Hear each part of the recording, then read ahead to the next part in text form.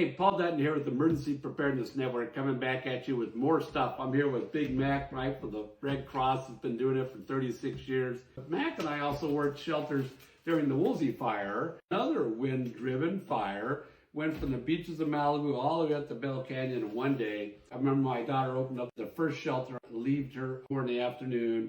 Big Mac was there as well. He was taking a shelter of 300 or 400 people. Yeah. I had a shelter of 300 or 400 people. In this case, a lot of the people who were in that area had animals, and I'm not talking just a dog or a cat, I'm talking several horses. Yeah. And so Pierce College did a great job of helping us put those animals someplace where they could be contained and cared for. And that's also when we found out that we had a company come in and give us kennels for the dogs, right, and dogs and cats. I was there on that night. Yeah. A lot of folks were sleeping in their cars with their dogs and cats and smaller animals.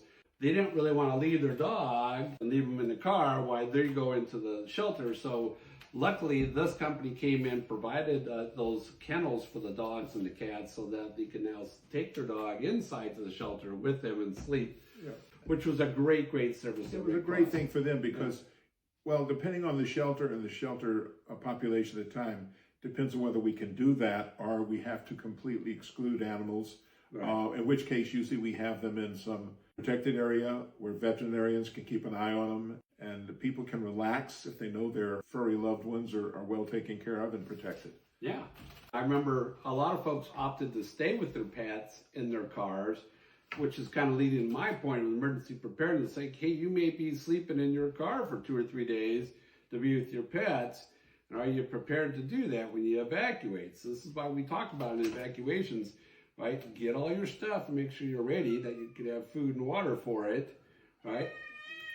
Oh, speaking of the pets, it's important because our furry pets are really important to us. They are.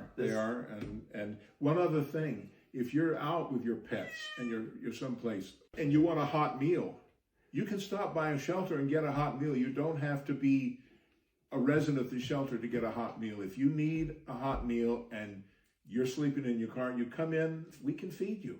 That's what we do. So when you're in a Red Cross shelter, we'll care for you. And if you're outside, you need to come in, not a problem.